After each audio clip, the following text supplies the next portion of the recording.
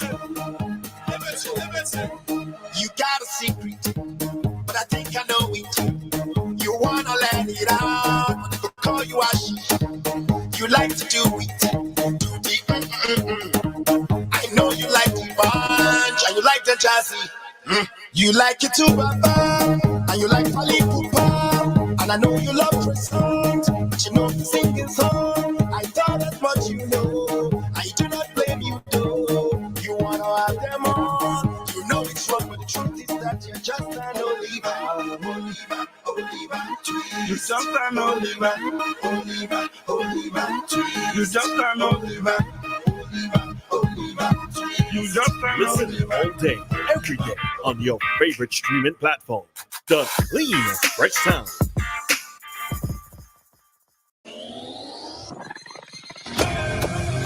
Rise and shine. Let's get ready to take on the day. Activated Mornings on WEFM 99.9 is on now.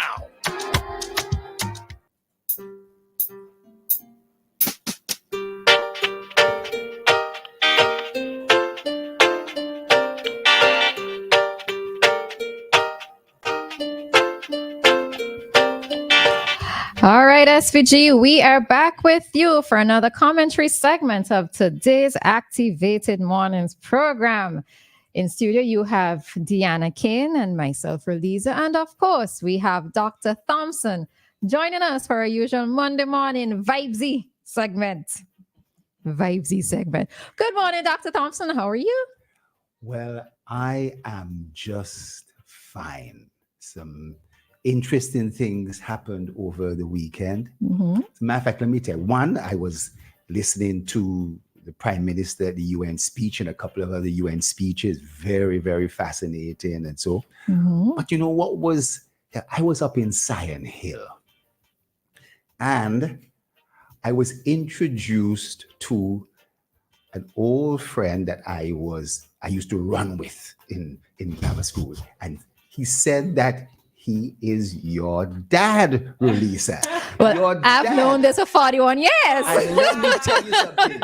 Yes, you've known this for 41 years, but I did not know. And I mean, we were running together. We ran together, road relays and so forth. We were in the same house, but he's been an old friend. Matter of fact, I used to be, when I was minister, I used to be his minister on the DevCo and so forth, and then national properties. And so I mean, I know that, but I did not know the connection.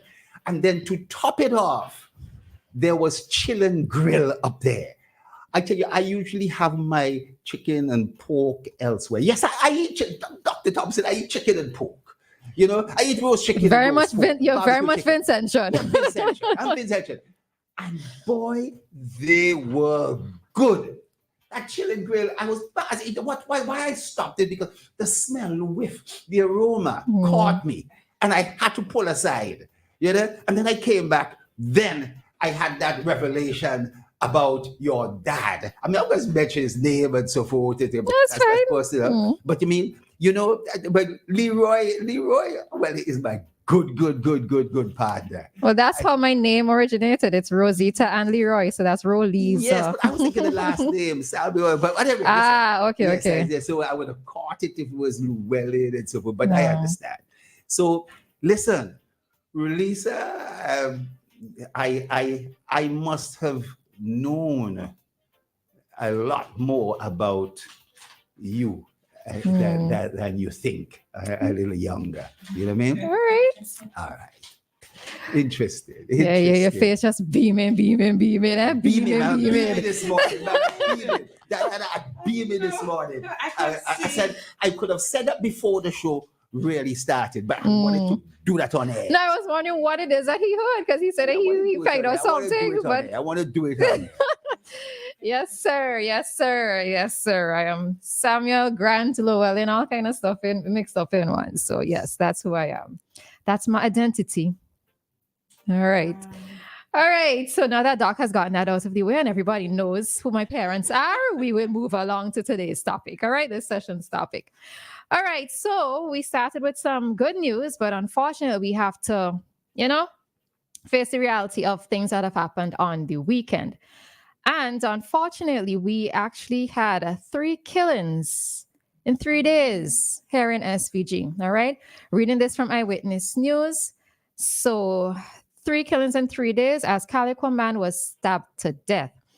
A man died after being stabbed in Calico Sunday night, bringing to 3 the number of killings in SVG in as many days. Details of the killing are still emerging, but Eyewitness News understands that the victim, Elijah Crease, 34, of Calico, died after being taken to the hospital. The death in the South Coast town follows killings on consecutive nights in North Leeward village of Peter Bedell and takes the homicide count to 33 for the year. Othniel Lavia, aka Curtel, a 37-year-old farmer. Now look at these ages, huh? Anyhow, 37-year-old farmer died after being shot in Peter Bedell sometime around 2 a.m. on Sunday. His death followed that of Stan Run Stapleton, aka Standpipe of Rose Hall, who was shot and killed in Peter Bedell on Friday night, 20 years after his father was also killed in the same village. All right, so our murder count has gone up. Our homicide count has gone up to 33. Right? Has gone up. And, you know, it's just interesting for me because, boy, to say this on air, I just kind of figure that maybe after the last incident or the last killing that occurred, my hope was at that time was that was going to be it for the rest of the year, right? Of course, we don't know the circumstances as yet, or at least it hasn't been highlighted here in the news as yet as to what caused these incidents to occur. Don't know what are the circumstances that led to 3 killings over the weekend, but I am disappointed, right? I am severely disappointed because I was hoping that last incident, not to say that it's supposed to be like a grand finale or anything. I'm not trying to imply anything of the sort, but I honestly thought that was things would have cooled off for the rest of the year. That was just my hope. That's a hope. That's a hope. You know, Roleza, I've been trying to study this for a little while, and we justifiably get alarmed with each episode. And I don't want this to be taken the wrong way, but I think there is something much wider afield. I've St. Lucia, it's crazy. You know what I mean? Over 60 something, going on 70 murders. Barbados, you know, it's just some gruesome stuff taken. St. Kitts is considered to be the murder capital of the Caribbean. Although they have something like about 17, 18, 19 murders, less than us. But we tend to do this population size thing, right?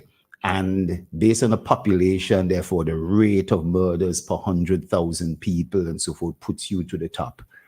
And don't talk about Trinidad and Jamaica. Surprising you, Jamaica would be lower because their population is 3 million, but the figures are whopping.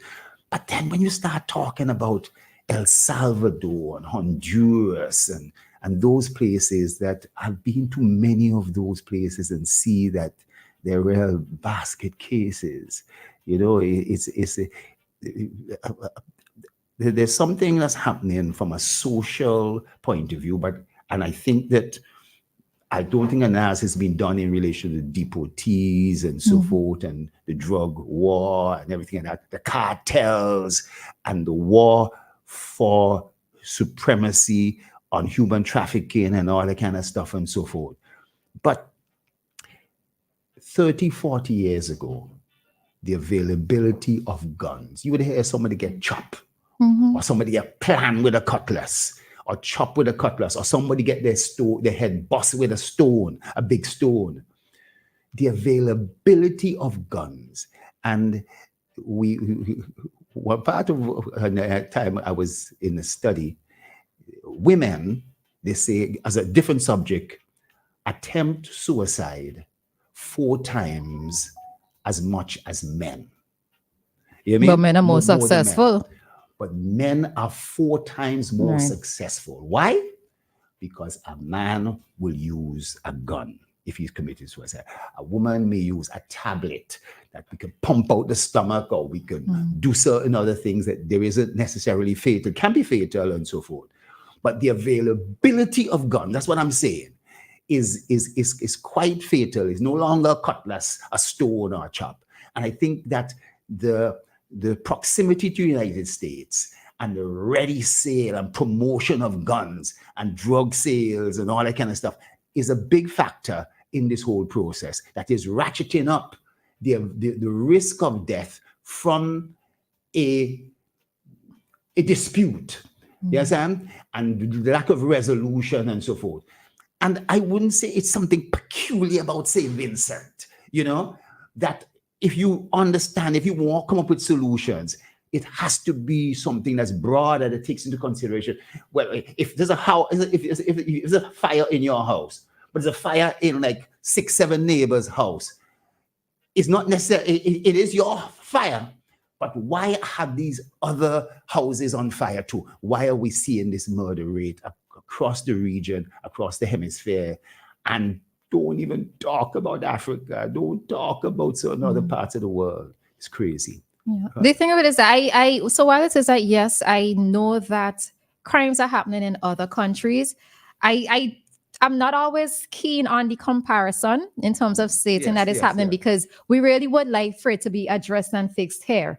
If we could wave a wand and say, let it go away, you know what I mean? Or with prayers, Lord answers us, and we don't have everybody's peace. Prayers and walks, people. Prayers and walks. I hate when prayers and walks. I hate when people say just pray. It's not about just pray. It has to be prayer and walks. And works. And works, yes. Yes. You know, the works, we dispute what works. What works? You have to strategize what works. You could spend a ton of money on something that works and it doesn't work. You understand? But then if you spend a ton of money on something and it doesn't work, then you need to question why you thought it would work in the first place. Did you speak to persons involved? Because oftentimes when we are in a position to make decisions, we tend to make decisions for people thinking that is what is best for them, when really and truly generally on everything. But in relation to crime, man, there has to be some in-depth studies from criminologists and so on. Not the guy on the block tell you his opinion. Problem. Because if you study crime, you for me, I'm not just for crime, a lot of things in our society, if we trace them back to the root, we would see exactly. And I don't think that it is that we don't know, you know, it's just that, you know, for several. Let's take this call. You happy to say that, sir? Morning, caller. Yeah, I always feel Dr. Thompson would have made a good defense lawyer. He's very sharp when it comes to finding a defense. But I would say 30, 40 years ago, we had an influx of guns in St. Vincent. And after the Grenada counter-revolution, other guns came across St. Vincent in the mid-80s, early 90s. But then those guns were not used as they have been used now. What we discovered them, the guns were used by the ganja farmers at the time to protect their plantations. But over the years, the gun use has evolved into tough protection and those other things. Yes. I don't believe are the same Grenadian guns that have been used. No. But other guns are finding their way here. However, they are able to do so. So 30, 40 years ago, Dr. Thompson, there were guns in communities, but they wasn't used the way these guys are using them now. I agree. I'm from Chateaubriand, and so that caller is absolutely right. But he is what the same thing we are saying. There has been an even greater influx, and a part of it is policy in England and certain other parts of Europe. They don't allow the free sale of guns. I was in but you're making that point up, but we don't have the free sale of guns here either. No. So the trafficking of guns, the guns that come in barrels, come in containers. Yeah. There is active to young men. I played cowboys and Indians and so forth. I didn't want no arrow. I wanted a gun. You know what I mean? Arrow can't walk. I wanted a gun. And basically, and I wasn't given $1. I was given a gun. Dianna, you were given $1, I'm sure, right? But the point is that we wanted water guns, by the way, just saying. Well, I had a water gun, but I wanted something that was a little bit more toxic. But the influx from 40 years ago, 20 years ago, over the last 10 years is massive throughout the Caribbean, and people are making tons of money from the sale and the trafficking of these guns. Now, that isn't the only reason, but that's why the issue, Diane, is not a matter of having a town hall meeting and asking people what the solution. I know you're not saying those are solutions like you would find which road is best to build and the cricket field, who to manage it and other things like that. But when it comes to these issues of severe crimes, especially at the regional level, I know I've been in some of these meetings, and the solutions are not just readily available and may not be even the one for your country. Maybe one of those, maybe some of them may be for your island, but not necessarily for all, as a blanket sort of thing. So, you do have to have the discussion, but you really do need the criminology and the studies and still to some extent hope that it's able to overcome, right? And some tough action that is required, and technology into it. So it's amazing how much technology is now being implemented, scanning, containers. And I think that is what it is. It needs to be stepped up because, again, we don't manufacture guns here. We don't have the free sale of guns here. But how is it that most of our murders, maybe 3/4 of our murders at this point, are gun-related crimes? That's what I'm saying. This is what we really do need to step up the action. But as Dianna made the point in terms of a study, I would actually like for a study to be conducted, because part of it, for me, what it is I really think about is that conflict resolution. Do persons know how to resolve conflict? Is the first thing going to be Dianna and I fall out, right? Or Dianna said something that bruised my ego, and the first thing I'm going to do is to go for my gun and kill Dianna? Well, long ago, a person used to run and pick up a stone and chop you. Or you do, right? or you fight it out man to man, and once whoever wins, that's the end of the story. But unfortunately, something happens on a Monday. There's revenge. And it goes like a yo-yo. Sitting and soaking. It's soaking. And the person, you feel insulted. So you feel less of a man. They call it then? No. Yeah, you feel less of a man. So therefore, you get back to the person. Guess what? How time longer than twine? You get back at the person 6 months later, a year later, 2 years later. And it may not even be you.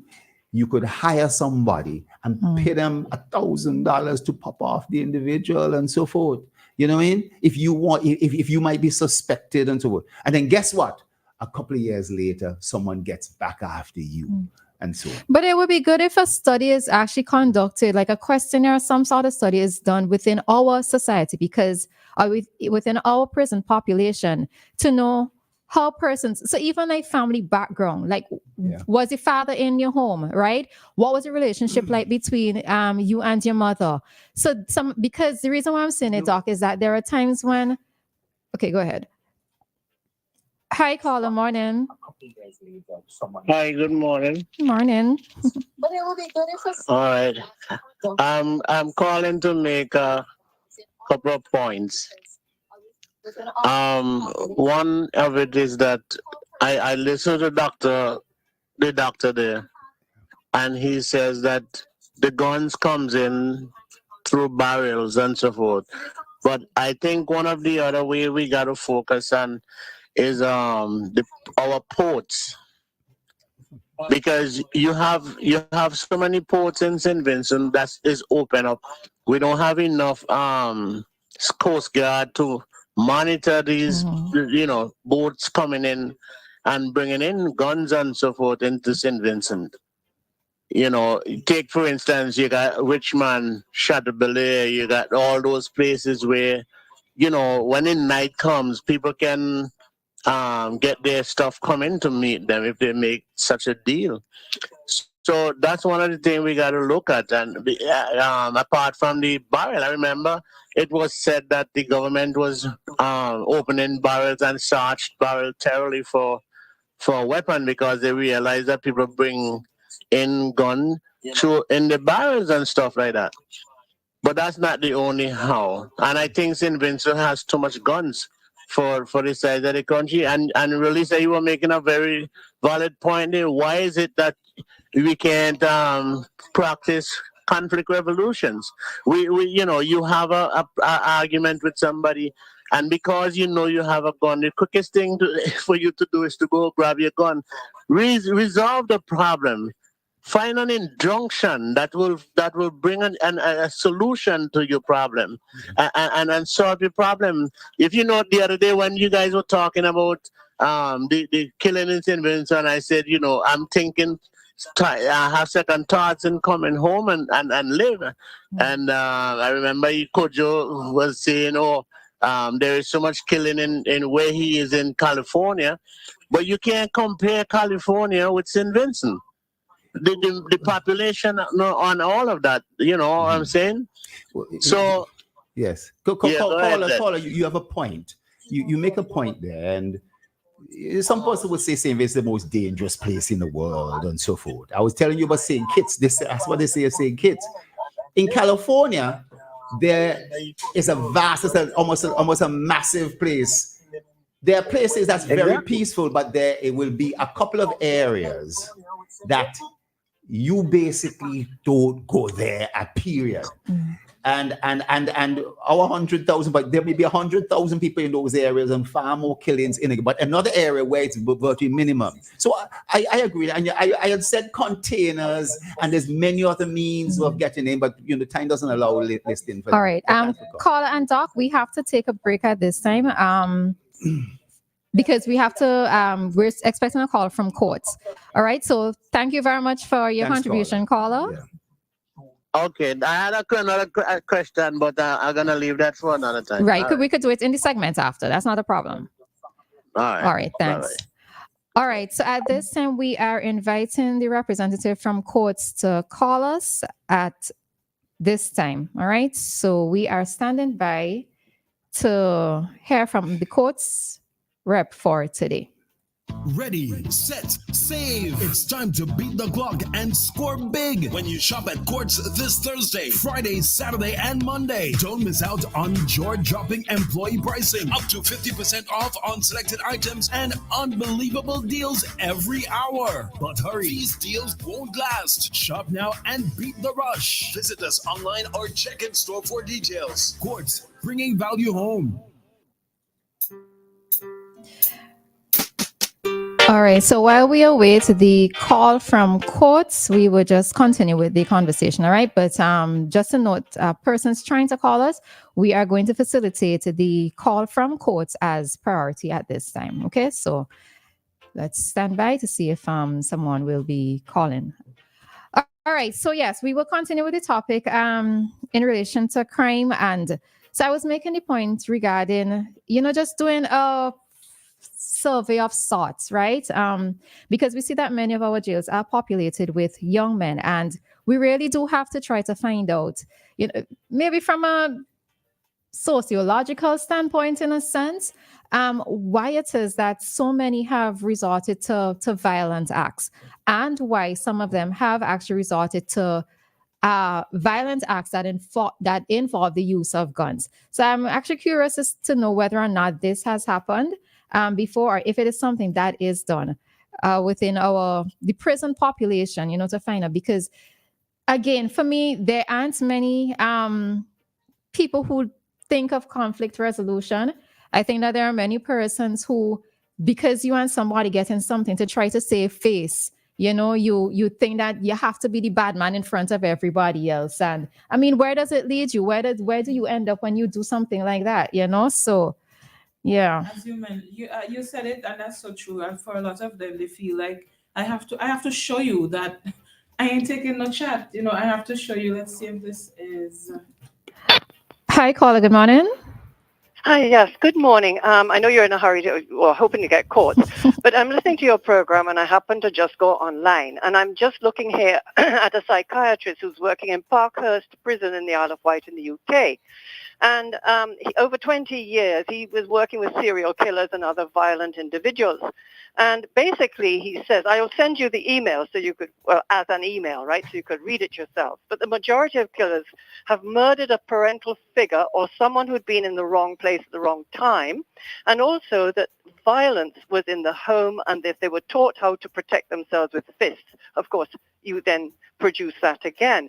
So we need to look back in our homes and schools as to see how violent, as you quite rightly said, conflict resolution can be resolved. And we have problems with anger management. And this needs to go back into kindergarten areas where children don't understand anger yet. They just get frustrated. But it manifests itself later on when they become youngsters and then teenagers. So if teachers are not aware of how to deal with anger, because they haven't been trained to do it or they haven't had a course in anger management, this is pervasive. The child then goes on social media, sees somebody else doing whatever, and copies that. The parent at home does not enable the child to understand conflict because the parent himself or herself is also in conflict. So this is something that needs to go right back to the beginning. So I will send you this article via email to your office. I don't have WhatsApp, so you could read it and come to your conclusion as well. So thank you very much. You're welcome. Bye-bye. I appreciate it. Thanks. All right. So the caller. Are we okay? All right. All right. So the caller does make a very good point in terms of tracing back the origins in terms of issues that regard conflict resolution, right? And let's say the caller and I'll finish your point after. Oh, all right. Kujo, you could call back, right? Sorry, you could call back. Because as we were going to get into another story, in terms of a woman who abused a child, there's this thing that I've noticed that persons may not necessarily pick up on in SVG as much because I think it's so commonplace. But have you ever noticed the way we speak to each other? Oh, very aggressive. Very aggressively, right? You and I may just have a difference of opinion with something, and it's the tone of voice that we use to either get our message out or to air our difference of opinions. It is something that we also have to address because I tend to find that some persons don't know. And it also comes back to sometimes being a bit embarrassed. So you and I are making a point and maybe I'm correcting you, but I haven't corrected you in such a way that to make you embarrassed, but you feel embarrassed about it. And then you come off and you speak to me in an aggressive manner, right? So it's even in these little things, even in our little daily interactions, may not necessarily resolve to violence, although it can quickly escalate to such. But this is also something that we need to take note of within a society. You're probably right. You know, I'm from Chateaublair. There's a square in Chateaublair called Mission Corner. And it's notorious that when somebody's upset, they come to Mission Corner, they put their hands on their hip and they let loose. And at the end of the revelation, the cussing, and the people passing and listening carefully and so forth, that person is, I would say, cleansed. That person has let it out. So there may be, in terms of anxiety and tension and anger and how the anger resolution, how you get rid of it. Sadly, as we talk about. Hi, caller. Good morning. Hello, good morning. Good morning. Coach Rap. This is Miss Williams, yes, calling from Coach Ready Cash. All right. Good morning. Good morning. Yes, so we're just here to advertise a bit. This is the final day for persons to be entered into a draw to win a 65-inch TV. Here at the Ready Cash branch, once you apply for a loan of $3,500 and over, you would be entered into this draw. Also, we are still celebrating customer service week, so you can come into the Court Ready Cash branch and we have a little tea station. You come and have your little goodies, your little snacks, and sit in the comfort of the AC, right? So that's our ongoing promotions here at Court Ready Cash. There are also a bunch of goodies to be won from the Court's main branch as well. So come in and get your business done with us here at Court. All right, where are you located? Okay, we are located opposite the Kingston Post Office.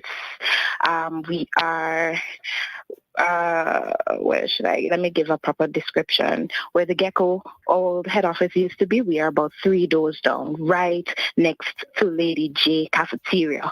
So that's where we are located. That's Courts Ready Cash.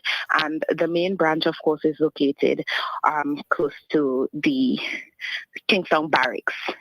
Okay? Okay. Okay. Anything else you want to leave with? Thank you so much.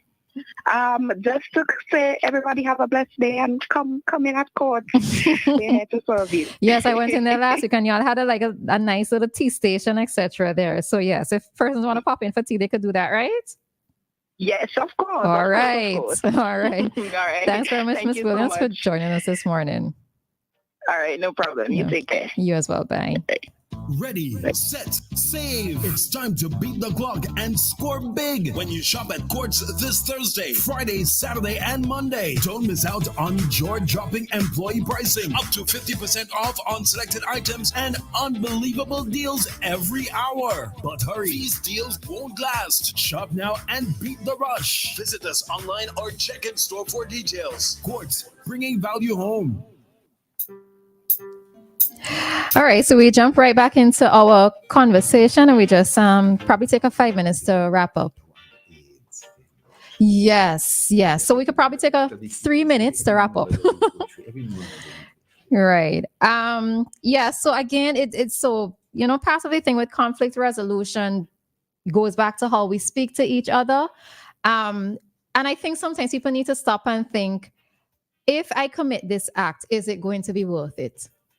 Me having a criminal record, me even sitting down 1 day in jail, is it going to be worth it? Right?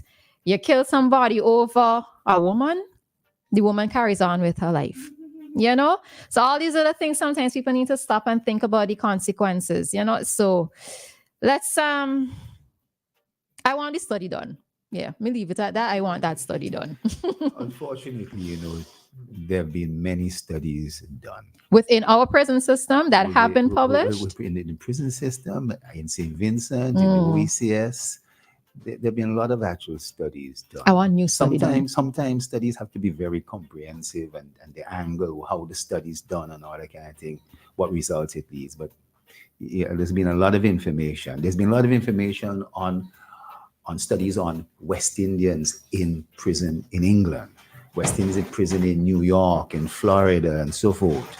There's been a lot of things in relation to that. The psychologists have been doing these things for years and coming up with all sorts of theories, some good, some have not proved to be good, All right, so go ahead, Dianna. One of the things, it's funny that you and the caller mentioned conflict resolution, because earlier I was going to say they should probably make anger management a subject in school. I know that counselors do have sessions on conflict resolution, anger management, but additionally, parents, a lot of things boil down to parents. A lot of times, the things that we do, a lot of parents teach their children, don't take nobody lash.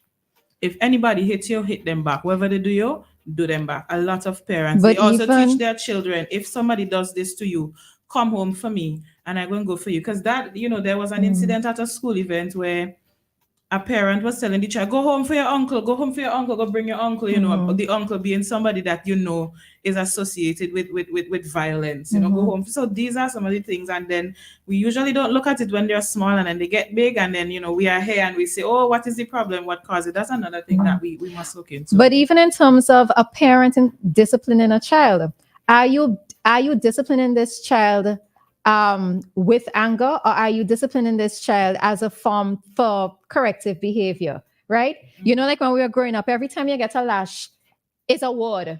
So you must stop, do that. Every time you get a lash, it's a word. And you know it's in anger you're being beaten with, right? And so even sometimes with parents, you have to also know the difference. And I don't think that many parents know the difference between discipline and what is abuse, because many times what we grew up with was abuse. Let me just say, there has to be two strategies. You all are definitely right, in my view, in relation to the school, people young, to prevent people coming out that way. But there also needs to be a strategy for what I have called and mentioned before, the young marginalized male who is already out of school, out of the system, and is not, he's not going to be the methodology of teaching anger management. He's now 22, 23 years old and so forth. And he's in a gang, he's in a grouping, he's in a block. And we need a strategy for that, as well as the 9-year-old, 10-year-old, 11-year-old, you know?